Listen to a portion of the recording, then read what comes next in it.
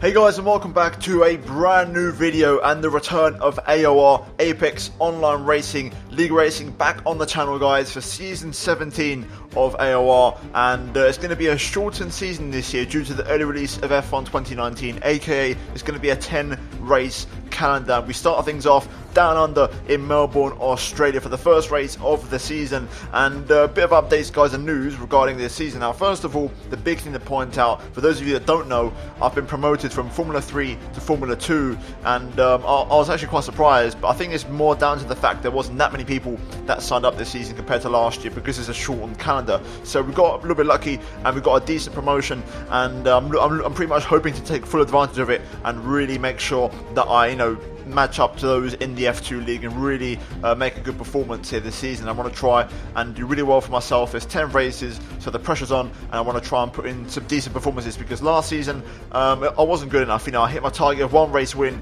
but my general consistency just wasn't good enough, and that's just down to lack of practice. So hopefully for this season I can put in a lot more effort and hopefully do a lot better. Now for this race at Melbourne, we've got the compounds on screen along with pretty much the stats of the circuit, and Australia is one of those tracks that I always enjoy. It's a good track to race on, but I'm not exactly the quickest guy, I have to be honest. Even in the time trial leaderboards when I was practicing, I just didn't really have that much pace, but I knew I had a consistent car and a good baseline. Also, it helped that during the day, just before the race, I actually recorded my career mode episode in the Ferrari, so I kind of had some good baseline knowledge of where the cars are. Even though the career mode car does have R&D upgrades on it, it's still going to be a good baseline to understand. But anyway, we're going to jump into qualifying here and let's see how things go for the first session and the first qualifying session of the season, and fingers crossed we can try and do a good account of ourselves and impress on our first outing in Formula 2 here on PC. Let's jump into it and let's see how qualifying got underway.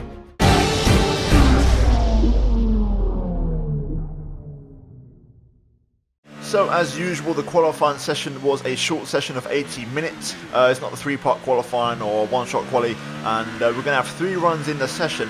Now I've got to be honest, my session was very scruffy. It was not my best one, and I was a bit disappointed because I knew I had more pace and it didn't really work out, but this was my best run of the session. It was actually my first lap in the session.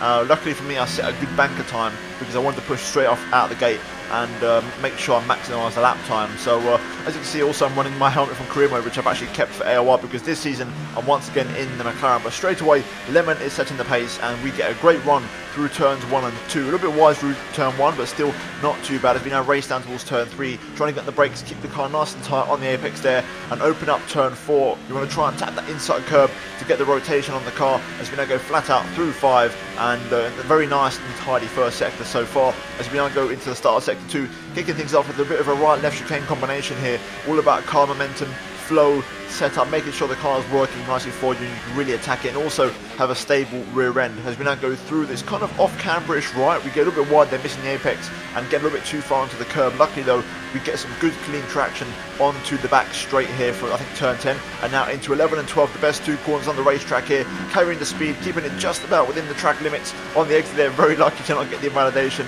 and so far so good. The laps are pretty good lap so far as we now go into sector 3 as we overtake THM there in the Ferrari. Now the final few corners is all about not throwing the lap away. Don't run too wide there because you can invalidate a lap on that curb, and then the final couple of corners I actually use the back end under braking a little bit there into the penultimate corner, and now carrying the speed all over onto the curb through the final corner. DRS and ERS at full blast, and to be fair, it was a pretty decent lap. I ran out of ERS battery a little bit earlier than I would have liked on the straight, but still a good lap, a good banker, and we're literally half a tenth off Lemon for first place there, and it's a pretty good opening lap. And to be fair, Lemon and was actually one of the main competitors of mine in F3, so we've both been promoted, so it's good to see that I've still kind of got that pace. Now my other runs were okay, this one was really a good run. It was I absolutely nailed turn 1, I found a tenth of a second, but then through turn 3 I tried 52 brake bias, it didn't work, I lost the rear end, it backfired because it's a shame. I knew there was more time on the lap. There was little details here and there, apexes where I missed it, and I knew turn 1 especially there was a tenth of a second there on just pure pace. So disappointing. Again, I'm going to try again on my penultimate run because actually this was meant to be my last run of the session, as you can see here, but it was a very poor turn 1. Again, they even slower than my previous best, and they were actually half a tenth down. To be fair, the rest of sector 1 was pretty good. We matched my best lap throughout the rest of the corners here, closing out sector 1, as you can see here, keeping it nice and tidy once again, and carrying the speed, going flat out through turn 5, and then we run a bit wide, get a little bit airborne, and that's going to invalidate the lap time. So I thought to myself, okay, I've still got a minute 30 to go, I've got fuel in the car, so what I did was I actually slowed right down and let the traffic go past, and I'm going to try and squeeze in one more run on the same set of tyres before the session ends, because I've got track position, I've got fuel in ERS, and then on that final run I was actually up once again here. It wasn't a good lap, it was very scruffy once again. As you can see, I'm kind of losing the back end there, but we were up going on to the back straight and into sector 3, but then through the far chicane I pushed the limit a little bit too much, as you can see, and we went a little bit too wide, and this time we do get the invalidation,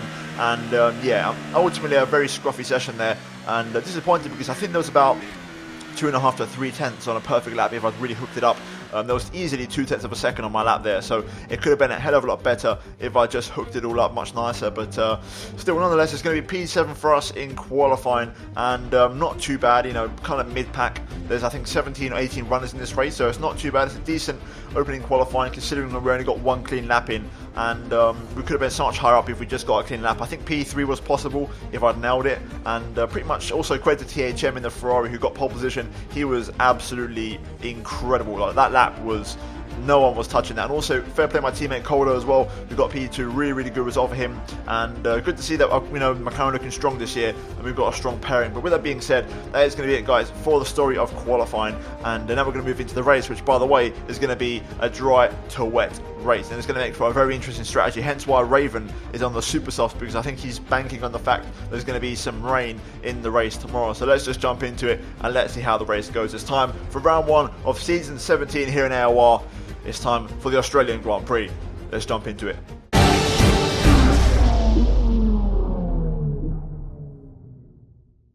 Okay, so here we are then for the formation lap. We get underway, making sure everything is up to temperature, and you can see my race strategy on screen. But first of all, I'm going to ask Jeff for a weather update because of the rain situation in this race.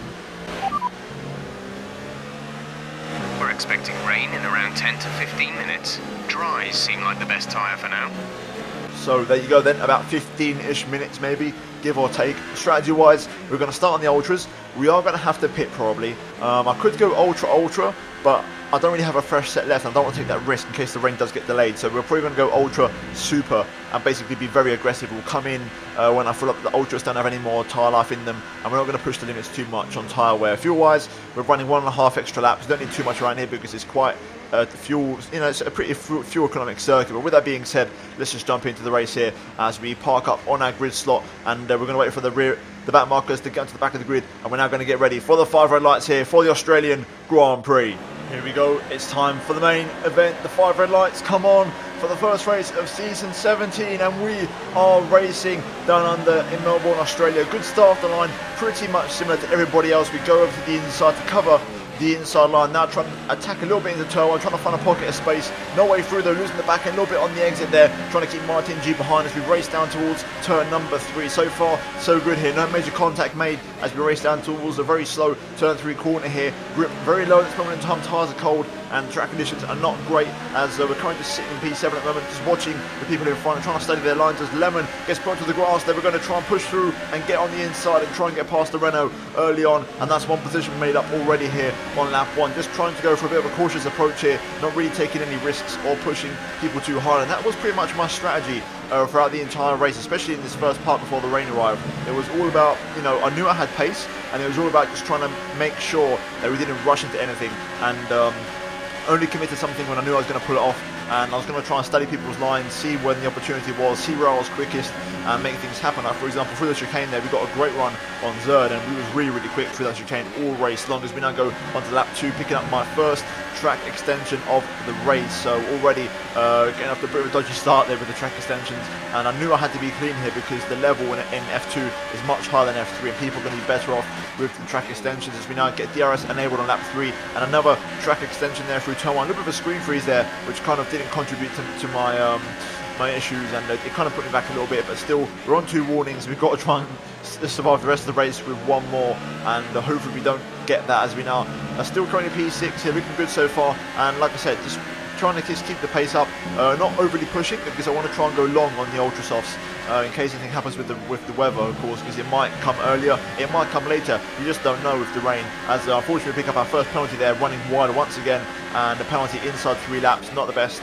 and a bit of a scruffy start to the race in that regard, but still on to lap 4 now, and we've got action here as Zerd makes a move on Paschek for P4 here, Sauber versus Williams, and I'm watching this from the distance, and then it was time to strike as Zerd gets run wide there. Paschek as well onto the grass. He's going to have grass on his tyres if we get past Zerd and the Williams, and now through the next right, Paschek gets out of shape on the exit due to the grass on his tyres. We're going to try and go around the outside of the Sauber. Do we pull it off into the brake zone? Are we going to go around the outside? Yes, we do. A little bit of a lock up on the rears. We lose the back end a little bit there, side by side with Paschek, but we get it done. Zerd going up the inside, but unable to correct it, because as it switched back, Paschek now has the advantage, but he's on his gearbox, Zerd is. But now Zerd under pressure by Tom 97, being opportunistic as ever. Tom up the inside into turn 6, and Tom up into P5, but now Tom going up for 2 moves in 2 corners. Tom around the outside, Paschek on the inside. Zerd going to make it a 3-way battle. Who's going to have it? It's going to be Tom around the outside. And what a move by Tom 97. 2 positions in 2 corners. Tom up into P4.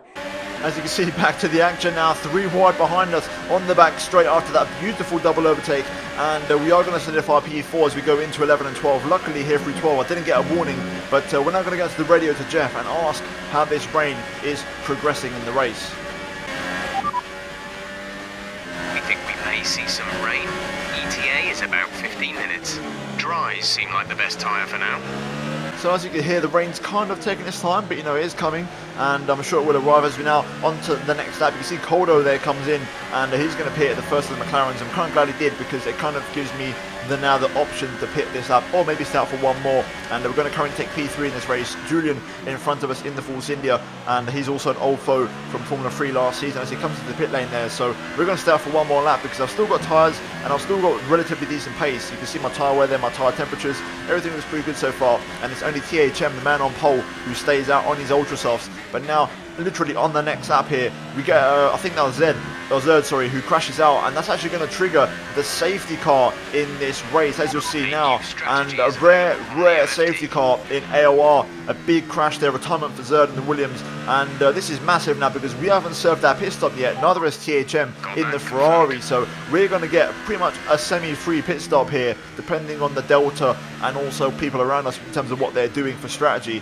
So we're going to cash in on this safety car, and we're going to come straight into the pit lane. We're never going to think about it, because the rain is just a bit too far away from my liking. I don't want to take the risk, and the ultra softs, once you lose the rear tyres around here, you're in big trouble. So we're going to come into the pit lane, and we're going to serve our first stop here. We're going to come in for the super softs, and that's a big reason why I went long in the first in. I wanted to get the track position, get the clean air and push. And also big news here, THM stays out in the Ferrari, does not come in. So I'm going to be the first guy to come in for the pit stops in the safety car phase, and I'm going to get pretty much a clear pit lane and a clear pit box here as we go on to the super soft compound tyres. And now we're going to see where do we rejoin. We're currently P5, and obviously we've got those guys who came in on the previous laps to account for, and let's see where everybody is as we leave the pit lane now. There's Coldo, my teammate in the McLaren, so he stayed in front, but I think further back, there's Julian. We've actually overcut Julian there in the pit stop phase, so we've gained their position there for free, which is absolutely awesome.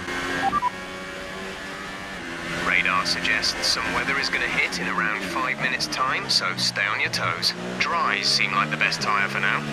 Once again, getting the weather update as we now get ready to go racing here, and effectively we're a net P3 on tyres here. So let's see how this goes as a THM leads the way in the Ferrari. I think that's Martin G down the inside getting the restart wrong. He's going to get a timer for an illegal overtake. So if we get back up to speed there, that's going to take the pressure off from behind as we get back up to speed. DRS enabled here for the restart, DRS disabled for the restart, and we're going to have to wait a couple laps for DRS to come back online as we're currently behind Coldo, my teammate. And I can tell straight away that even though we're both on fresh tyres, I had a lot more pace than him. I did a better job in the safety car period to get my tyres warmed up into the window, and I was feeling pretty racy here, and I fancied my chances, but I didn't want to push too hard because ultimately he's my teammate and I want to try and see if we can get a good result as a team together. So I thought to myself, right, I'm going to just sit back, hang back for now, and I'm not going to commit to any stupid moves and any rash dives. I'm just going to wait and sit back and see if together on the fresh tyres we can try and push through the field and make our way through the positions here to pick up almost another warning. They're running very wide. They're very lucky as we now got Julian behind in the Force India, and to be fair, I kind of got put off here because as I got on the brakes, I misjudged my braking point, but I was also under pressure from Julian because I knew he was going to maybe go for the dive there, It's happened before, and I kind of had that in the back of my mind, so I tried to brake late, and it didn't really work for me, and that's put me under pressure as we go into the chicane. We're going to go side by side. I try and go around the outside, hanging around there. The grip is there as Koldo kind of lags a little bit there, runs a little bit wide, but Julian all over the back of me in the 40, he swings to the inside, and he actually caught me out there, and I have to give him the inside line into the next round. A little bit of contact as well, as I think Julian locked up into the side of me, and now into the next right hander here. Julian down the inside once again, he pushes me onto the gravel, and that's going to lose me 2 positions to Lemon as well in the Renault. He's actually on the soft tyres there, so very interesting strategy from the Renault. Julian actually later on apologised to me for the incident, and I wasn't too mad at the time, but obviously in that particular moment I was a little bit hot, but I do appreciate the apology from Julian there as we now move on to lap 11, and we've got recovery to do. We need to make some progress because we've lost 2 places there. In hindsight, I wish I'd actually overtaken my teammate now, because obviously we were so much quicker than him, and we could have not had that problem. But either way, as you can see on lap 11, we have a little screen freeze here due to the rain starting to fall, and we pick up another warning. Not my fault really, just because I turned in the game screen freeze, and it kind of cut the corner for me there. But the rain is starting to come down here, and you can kind of see on the minimap as well, we're all on the same straight, because THM, who didn't pit in the Ferrari, he's really struggling on his ultra softs, along with those who started on the super softs. They're also towards the front of the pack, and basically everybody is struggling on the worn rubber now. Combined with the wet conditions, it's starting to cause a bit of a massive train here. You can see in front of us what the hell is happening, and currently in this pack, I think myself, Julian and Koldo have fresh rubber, so we're in theory the fastest guys here. Lemon as well has fresh rubber, and he's on the softs, but let's see how this goes, because you can see literally on lap 12 the entire grid is on one straight as DRS gets re-enabled here, and another screen freeze gives me another warning, my 5th one of the race, and I'm 1 more warning away from an extra 3-second time penalty, which would make it 6 seconds overall. But now this is when it gets crazy. On lap 12 here, the traffic caused by the guys on the warm rubber, THM on those ultras, 12 laps in, is going to be suffering so much on those tyres, and now through the chicane it's literally mayhem here. 3-4 wide action absolutely everywhere you look, and everyone's trying to overtake everybody, and it's all kicking off, and I was being very patient and very calm at this time, just trying to wait for the opportunity to find a gap and make an overtake. You can see Julian here, Lemon, and also Koldo, but we pick up a lovely little double switch back there, and also we get a side by side with my teammate, and this is critical because we've just passed 2 of the 3 guys on the fresh rubber. Only Koldo remains my teammate, and he's the other guy on the fresh tyres, and this time I'm not going to let him go. I'm going to try and get past him this time, and here we go. We've both got DRS in the pit straight. A little bit of a screen freeze there, sets me back a little bit from my teammate, but we are feeling racy here, and I fancy my chances against my own teammate, because even in these mixed conditions I've got the pace, and as you see, cars in front are getting out of shape here, and Koldo's actually going to get a great run down the inside, 3 wide into turn 3, as those 2 on the outside were a little bit wide. They were going to pick up the traction and be very sneaky once again, picking up the overtake. THM though just pushes me onto the curb there, and we have to get out of it, but we are going to carry the speed through the fast right and stay right on his gearbox as we now go into the start of sector 2. Can we try and get past him? It should be pretty simple. He is struggling with his tyres. You can see how much little rear grip he has, and we are going to get past on the inside, side by side with the Ferrari, but we are going to get the move done comfortably now into the brake zone, and we're P4 in this race, behind Koldo once again, my teammate, but the fresh rubber paying dividends there, and we've overtaken about 6 cars or 5 cars in pretty much a lap. Really, really strong pace on these current tyres and in these conditions, and lap 13 was actually the pivotal moment in the race, the key break point. But first of all, let's go to the radio and confirm a pit stop. Confirmed. We'll receive you at the end of this lap. So yeah, pretty much pit stop confirmed, just in case, because I'm going to try and do the strategy which is the opposite of Koldo. So if he comes in, I'm staying out, and vice versa. And as you can see now, going into the final corner, let's see if Koldo pits in, and I think he's going to stay out. There you go, and literally listen to the radio now. Check your MFD for a new strategy option. We have nailed this to absolute perfection. Literally, we got the call on the radio for intermediates right there, and that's when you know you've absolutely nailed the switch to intermediates. And the front 3 stayed out. I'm the first guy onto the inters. Everybody else behind me comes in because they also got the radio message, and we've absolutely hit the jackpot here. And we've really done a good call, and also thanks to my teammate for staying out, I guess, because if he'd come in it would have been a different story, but luckily he did not. We managed to do the opposite. It worked, it paid off, and at first the grip wasn't great. Even though they recommended the intermediates, the grip wasn't exactly there, but having said that, the track would actually come to us, and you'll see now DRS does get disabled, and that's normally the sign that it's time for the intermediates here, and it absolutely was, as we absolutely nailed the switch. And you'll see now on the undercut here, the inters were so powerful, especially for the final sector. The good thing as well, Julian made a mistake, which also helped me out. And as you can see, leaving the pit lane now, everybody in the front three. And we're going to take first place in the race. Julian there, P2 in the Force India. He's going to be about 3 seconds behind me. And at first, I couldn't switch the tyres on. I was struggling for grip big time. And Julian actually got within 2.5 seconds of me. The gap out of the pit lane was 3.5. He got down to 2.5 seconds. But then as the lap started to progress, you can see the gap in the top left. I started to really feel confident. You know, I got to grips with the conditions. The car was working great. I kind of adapted my driving style. I also changed my front wing in the pit stop. I changed it from 2 to 1 to give myself more stability through the corners, especially on the rear end. And it worked out beautifully. I started to get the confidence. The gap was starting to go up. Bear in mind, I've got a 3-second time penalty to my name, guys. And if I get one more extension on corner car, I'm going to have 6 seconds. And that's going to put me in second place. So I was trying to push to keep the 3-second gap, but also not overly push to get another penalty and relegate me to second place. You can see I was currently just managing things beautifully. We even got the gap as high as 5.4 seconds more or less at one point, as you'll see now across the line. And pretty much at this point the gap was, I think, 5.5-ish, something like that. And the focus then switched from attacking and trying to get the gap out to then start to save, because my tyres were really suffering with tyre wear. We had over 70% on the left rear, and on the last 3 laps I spent those laps being extra cautious to make sure we did not run over a curb, the tyres explode, make a mistake. And we did a very good job of keeping it nice and tidy. The car itself was fine. I could have pushed a lot more, and I probably could have pushed the gap to 6 seconds easily, and even though I got another penalty, I could have actually covered myself, but I didn't want to take the risk. And it was all about managing the tyres. In the last 2-3 laps I just kept it very smooth and under control, and as you can see here, just trying to bring the car home in one piece. I know Julian's pushing to the absolute limit now, as I'm saving and trying to be more cautious than ever, but it's going to be no use. We're going to have enough of a gap, and here we go out of the final corner. A brilliant strategy, a perfect race, and we're going to cross the line to win in Australia and win the opener. Now let's get the replay from the official live stream. And it doesn't look like it's going to happen for him. Pashek leaving the session down in 15th position. That's inconsequential, though. Tom, he runs wide. I tell you what, I wouldn't have been running that wide through turn 14. He's hold on to it, though. I had a little bit of gravel from the rear tyres, but he's just about kept it on the island. Around the final corner, his final challenge, and here he comes. Ladies and gentlemen, give it up. Promoted from F3 into F2. His first race. His goal is to win at least one race. And there he goes, your winner today, Tom 97. And there we have it then, guys. Absolutely incredible. I was so hyped up with adrenaline after that race. That was by far the craziest race I think I've had ever, maybe online or offline.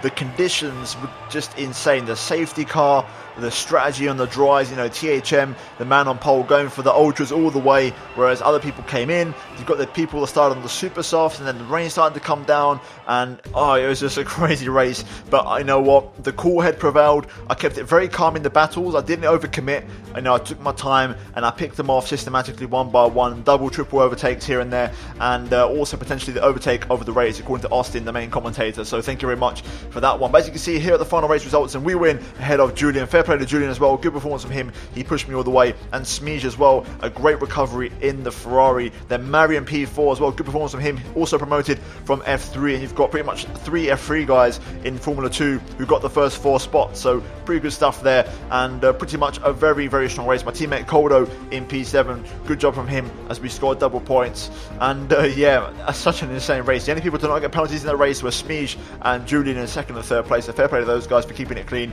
But yeah, absolutely insane race here at Australia. Now we're going to look at the championship, because obviously not much is going to change in terms of positions. It's just the race results pretty much. However, I want to show you guys this part for the calendar in itself for this season, as we're going to go to Australia, Bahrain, China, Austria, Silverstone, Germany, Belgium, Italy, Japan and Brazil. And my target for this season was 2 race wins. I've got 1 already, so I'm looking pretty good for the rest of the season. I know there's a few tracks here that I'm quite strong at, so I'm looking forward to it, and hopefully you guys are too. But with that being said, that was it for Australia, guys, and oh my days, what an absolutely incredible race to kick off the season. And hopefully we can bounce back and be even stronger in Bahrain. Try and keep up the momentum and have a good performance there, and keep the consistency strong. But if you guys did enjoy the video, drop a like. Also get subscribed if you are new to the channel for daily Formula Formula 1 content, turn notifications to not miss a single video from me, and finally check out these 2 videos, guys, on your screen if you have missed them. But other than that, thank you for watching. Let's see you on my next episode very, very soon. But until then, guys, it's goodbye from me, and thanks for watching.